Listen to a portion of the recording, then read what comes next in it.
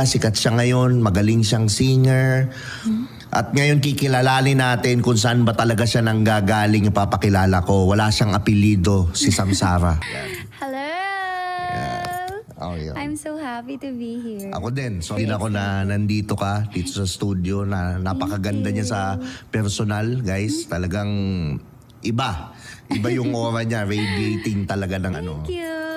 Tsaka, you're a lady who has full of wisdom and experiences. Yun ang nakikita ko sa energy mo. Yun ang titingnan natin. Gusto kong makita ng mga audience kung sino ba talaga si Samsara. So ikaw, Samsara, ano yung hindi alam ng mga tao sa'yo? Ano ba? How disciplined is Bugoy? Ano yung routine niya? When you say discipline, ano? Bakit? Paano mo nasabi? Wait lang, bakit ba puro si Bugay na lang pinag-uusapan natin?